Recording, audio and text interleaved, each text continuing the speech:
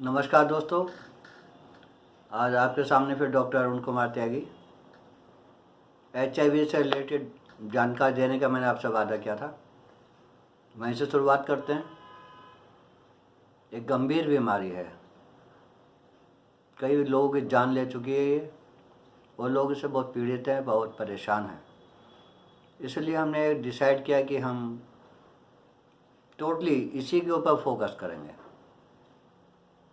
अब शुरुआत वहीं से करते हैं जैसे सब लोग करते हैं कि HIV क्या है, ये कैसे फैलता है। कुछ भ्रांतियां हमारे बीच में हैं, उनको क्लियर करना मैं समझता हूँ कि हमारा पहला फ़र्ज़ है। तो दोस्तों, आज मैं आपको ये बताना चाहता हूँ कि HIV है क्या। What is HIV? HIV English में नाम रखा हुआ है हमने एक वायरस का, ठीक है। H फॉर ह्यूमन, यानी कि आदमियों के अंदर। I फॉर इम्यूनो डेफिशिएंसी, यानी इम्यूनिटी की कमी करने वाला। V फॉर वायरस, आदमियों के अंदर इम्यूनिटी की कमी करने वाला वायरस। That simple. हमने उसके काम के अकॉर्डिंगली ही उसका नामकरण कर दिया। तो दोस्तों, ये जो वायरस, अब 3 तरह की चीज़ें होती हैं। मेन बड़े बड़े जो ग्रुप्स होते हैं बीमारी फैलाने वाले, जैसा आप जानते हो बैक्टीरियाज होते हैं, बहुत सारे कीटाणु होते हैं। इसी तरह वायरस होते हैं और तीसरे फंगस होते हैं, जो आदमी के अंदर तरह तरह की बीमारियां पैदा करते हैं। मगर फिर भी आपने देखा होगा कि इतनी चीज़ें लाखों लाखों की संख्या में मौजूद हैं, मगर फिर भी तो हम बीमार नहीं, सब मर तो नहीं रहे ना, बीमार तो पड़ते हैं। और बीमार भी क्यों पड़ते हैं वो भी मैं बताता हूँ। जो इन्होंने अभी एक शब्द आया था इम्यूनिटी, इम्यूनो डेफिशिएंसी, इम्यूनिटी की कमी होना। अब बात यहाँ आएगी कि इम्यूनिटी क्या है, ठीक है ना। मैं आपको आपके लेवल पे आगे समझाना चाहता हूँ ये बातें, ताकि अगर आप ज़्यादा नहीं भी जानते हैं तो भी आपको समझ आ जाए। देखिए, भगवान ने हमारे अंदर बीमारियों से लड़ने की एक ताकत बनाई है। अब आप कहेंगे वो ताकत क्या है। देखो, हमारे ब्लड के अंदर 3 तरह के सेल्स हैं। RBC, red blood cells, WBC, white वाली, और प्लेटलेट्स।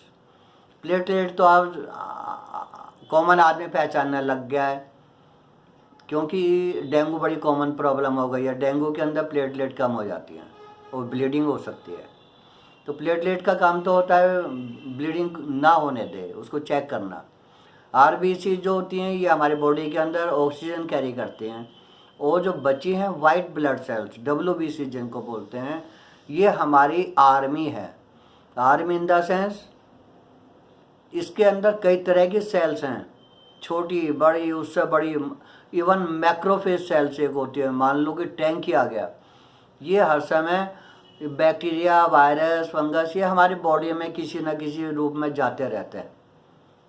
मगर ये जो सेल्स हैं, जो WBCs हैं, जो हमारी इम्यूनिटी सेल कहलाती हैं, जो उनको हर समय अटैक करके मारती रहती हैं।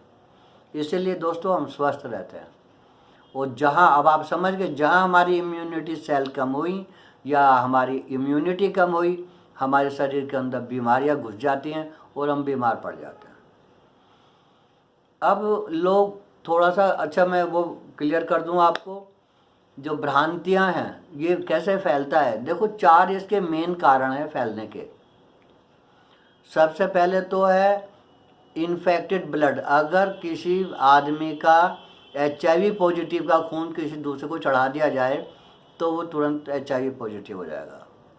दूसरा कारण है, कुछ लोग जैसे आपने देखा होगा नशा करते हैं, वो इंजेक्शन्स लेते हैं। आधा इंजेक्शन इसने अपने नस में लगाया, पूरा लेगा तो बेहोशी हो जाएगा, मर भी सकता है। थोड़ा सा बचा, वो दूसरे को दिया, उसने लगाया, फिर तीसरे को दिया, तीसरे ने लगाया। अगर इनमें से कोई सा भी एक आदमी HIV से इन्फेक्टेड है तो सारे के सारे इन्फेक्टेड हो जाएंगे, यानी सिरिंज के द्वारा। कुछ डॉक्टर्स भी ऐसा, अब तो मैं समझता हूँ नहीं होता होगा, डिस्पोजेबल्स आ गए हैं, बहुत महंगी भी नहीं है। पहले ऐसा होता था कि सिरिंज को बॉईल करते थे, इतने टेम्परेचर तक, इतने टाइम तक बॉईल होने चाहिए, तब वो वायरस बैक्टीरिया मरेंगे। होता ये था कि इतने में पेशेंट आ गया, उन्होंने निकाला और दूसरे को लगा दिया। उसमें क्या होता दोस्तों कि अगर वो एक पेशेंट उनमें HIV पॉजिटिव था और अभी डॉक्टर ने उसको इंजेक्शन लगाया, उसी से दूसरे को लगा दिया, तो उसके अंदर भी इन्फेक्शन चला जाता था, वो भी HIV पॉजिटिव हो जाएगा। तीसरा इसके अंदर कारण होता है माँ से बच्चे को। देखो बच्चे के अंदर खून कहाँ से आ रहा है? माँ से आ रहा है। माँ अगर HIV पॉजिटिव है तो बच्चा HIV पॉजिटिव ही पैदा होगा, ठीक है। और चौथा कारण है सेक्सुअल रिलेशन।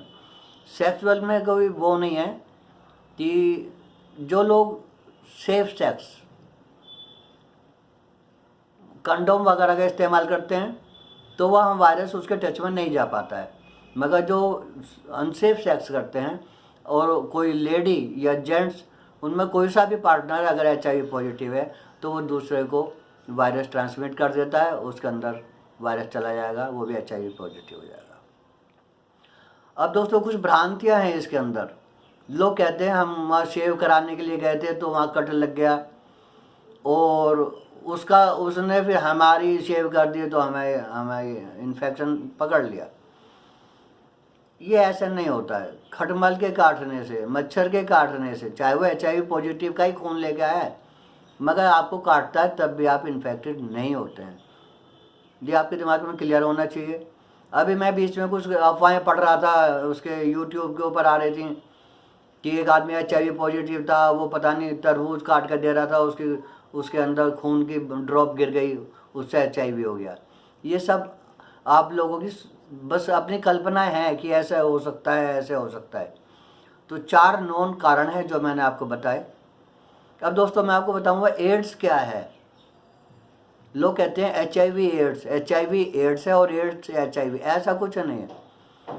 देखो जब ये वायरस हमारी बॉडी के अंदर चला जाता है तो इसका एक टारगेट होता है जहाँ ये जिसको हिट करता है, उसे बोलते हैं हमारी इम्यूनिटी सेल।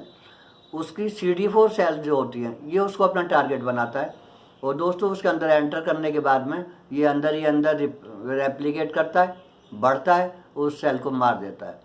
फिर ये ब्लड के अंदर भागने लगता है।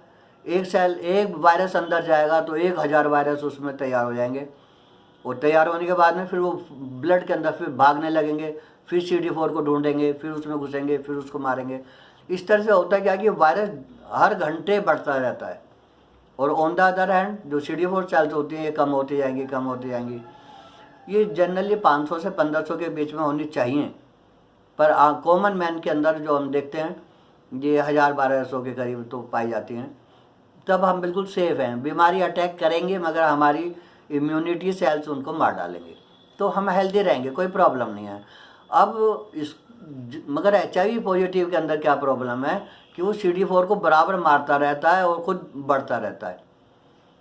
तो जितना ज़्यादा बढ़ जाएगा उतना ज़्यादा CD4 को मारता जाएगा, यानी हमारी इम्यूनिटी या CD4 सेल जिसे हम कहेंगे वो कम हो जाएंगी। अब हमारे अंदर बीमारी से लड़ने की ताकत ख़त्म हो जाएगी। अब क्या होगा? अब होगा ये कि जो भी इन्फेक्शन, जो भी बैक्टीरिया हो, वायरस हो, फंगस हो, जो भी हमारी बॉडी के अंदर एंटर कर गई, आप खाना खा रहे हैं, आपने पानी पिया, इन्फेक्टेड वाटर है, जो भी है हमारे शरीर के अंदर गया, अब हमारे अंदर कोई उसको रोकने वाला तो है नहीं। मैंने अभी एक शब्द इस्तेमाल किया था, ये हमारी आर्मी है, सेना है जो हमें बचाती है। जब हमारी सेना ही ख़त्म हो गई, कोई हमारे रोकने वाला ही नहीं रहा, तो जो भी कीटाणु अंदर चला जाएगा, जो भी वायरस चला जाएगा वो बीमारी करेगा ही करेगा, ठीक है। ज़्यादातर सबसे पहले जो बीमारी होती है वो TB पकड़ती है लोगों को। क्योंकि TB इसलिए पकड़ती है, TB का मरीज इस समय खांसता है तो उसके थूक के साथ में लाखों पार्टिकल्स निकलते हैं जो वायरस को, TB के बैक्टीरिया को कैरी करते हैं। अब वो एटमॉस्फेयर के अंदर घूमते रहते हैं, सांस तो हम भी ले रहे हैं, आप भी ले रहे हैं, सभी ले रहे हैं, तो सांस के रास्ते हमारी बॉडी के अंदर एंटर कर जाता है। अब क्या होता है कि अगर आपकी CD4 सेल हाई हैं, मान लो, मतलब कहने का दूसरे शब्दों में, अगर आपकी इम्यूनिटी मजबूत है तो वो उनको मार डालती हैं बैक्टीरियाज को। मगर अगर आपके अंदर कमी है, अब लड़ने की में समर्थ नहीं है आपकी बॉडी, तो आपको सबसे पहले TB पकड़ती है ज़्यादातर पेशेंट को। बाकी ये HIV, फिर मैं बताऊँ, ये वायरस कोई पर्टिकुलर डिजीज़ नहीं पैदा करता, ये तो पूरी आर्मी को ख़त्म कर देता है ताकि जो भी बीमारी आ सकती हो वो आ जाए। अब ऐसे पेशेंट जैसे हमारे पास आते के साथ हम उनकी स्क्रीनिंग कराते हैं, भाई इनका CBC कर लो, इनका अल्ट्रासाउंड कराओ, इसलिए कि हम देख लें कोई बीमारी पनप तो नहीं रही है। अगर अभी है तो इनिशियल स्टेज में हम उसको ठीक कर पाए।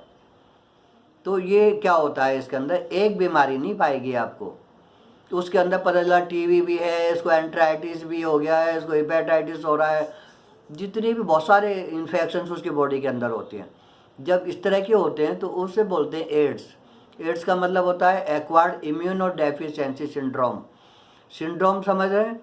एक फूल, जैसे मैं वो एग्जांपल दे रहा हूँ, एक फूल या एक फूलों का गुच्छा, इसी तरीके से एक बीमारी डिजीज़ कहलाती है, मगर बहुत सारी बीमारियों का समूह पैदा हो गया, उसको सिंड्रोम बोलते हैं। अब जब सिंड्रोम हो जाता है तो ज़्यादातर वो लाइलाज ही होता है। उसका भी मैं आपको बताता हूँ क्यों लाइलाज हो जाता है। मान लो उस पेशेंट को टीबी है, ठीक है, एंट्राइटिस भी है, उसको लीवर की प्रॉब्लम भी है, उसके कान में से पस आ रही है, तो आप सबसे पहले टीबी के स्पेशलिस्ट के पास जाएंगे, चेस्ट वाले के पास। वो आपको अपने इंजेक्शन लिख देंगे, स्ट्रेप्टोमाइसिन ये इंजेक्शन लगेगा, ये आपने कैप्सूल खाने हैं, ये आपने सिरप पीना है, सो मैनी थिंग्स। अब आप गए ENT वाले डॉक्टर के पास, डॉक्टर साहब मेरे कान में से पस आ रही है, वो भी डॉक्टर अपने अपने कैप्सूल लिख देंगे, सिरप लिख देंगे, ईयर ड्रॉप्स लिख देंगे। ओके, अब पता चला लीवर की भी प्रॉब्लम है, तो लीवर के जो होंगे वो आपको अपने कैप्सूल। अब आप सोचिए कि आदमी इतनी सारी केमिकल्स, इतनी सारी गोलियां, इतने सारे इंजेक्शन कैसे लगाएगा? ये सब केमिकल्स के बने हुए हैं। दोस्तों याद रखो, दो केमिकल जब आपस में मिलते हैं तो आपस में रिएक्शन करते हैं, और वो रिएक्शन वो फैटल भी हो सकता है, आपको मार भी सकता है, आपकी बॉडी के अंदर रिएक्शन हो रहा है। तो जब इतनी सारी बीमारी हो जाती है, उनका एक साथ इलाज कर पाना संभव नहीं है, इसलिए कहते हैं कि एड्स का कोई इलाज नहीं है। मगर फिर आप ध्यान दें, मेरी बात को फिर से समझने की कोशिश करिए। HIV वायरस का नाम है, ठीक है, किसी बीमारी का नाम नहीं है, और एड्स भी किसी एक बीमारी का नाम नहीं है, ये पूरे बीमारियों का समूह, उसका नाम एड्स है। अब मजे की बात यह है, देखिए आप दो बीमारियां सबसे ज़्यादा कह सकते हैं फैटल हैं, मारक हैं, कैंसर, दुनिया डरी पड़ी है कैंसर से, और HIV एड्स। मगर मैं आपको बताऊं, कैंसर सेल एक बार मल्टीप्लाई शुरू कर दें, बढ़ना शुरू कर देती हैं, तो बहुत ज़्यादा टाइम आदमी को देती नहीं है, चाहे आप कीमो कराएं चाहे ये कराएं, बहुत कम टाइम के अंदर आदमी को मार डालती हैं। और दूसरी तरफ हम देखें ये वायरस हमारी बॉडी में एक बार एंटर करने के बाद 8 से 10 साल तक पड़ा रह सकता है, अगर आप इलाज ना भी कराएं तो इसमें ज़्यादा डरने की ज़रूरत नहीं है। कई लोग लगता है कि मैं पॉजिटिव आ गया अब मरूंगा, कि परसों तक मर जाऊंगा या 1-2 महीने जीऊँगा, ऐसा कोई नहीं है, कोई टेंशन वाली बात नहीं है। ये काफ़ी टाइम देता है, तो ये तो हमें चैलेंज करता है डॉक्टर्स को कि अगर तुम कुछ कर सकते हो करो, देखो मैं तुम्हें टाइम दे रहा हूँ। बस ये हमारी तरफ से थोड़ी कमी है कि हम प्रॉपर एफर्ट्स नहीं कर पाए और इसको अभी तक मार नहीं पाए। अब दोस्तों, मैं अगले उस एपिसोड के अंदर जब भी मेरी शूट होगा, मैं आपको और कुछ अच्छी बातें बताऊंगा। अगर आपको मेरी बातें समझ आ रही हैं, मैं आपको समझा पाने में कामयाब हो रहा हूँ मेरे दोस्तों, तो आप इंतज़ार कीजिएगा मेरी अगली वीडियोज़ का। अब मेरा केवल और केवल उद्देश्य केवल HIV पर ही मैं कंसंट्रेटेड हूँ। इसी के बारे में, इसकी नई से नई क्या खोज हो रही हैं, कब क्या हो सकता है पॉसिबिलिटीज़, मैं आपसे शेयर करता रहूँगा। तो इतना ही काफ़ी है। नमस्कार दोस्तों।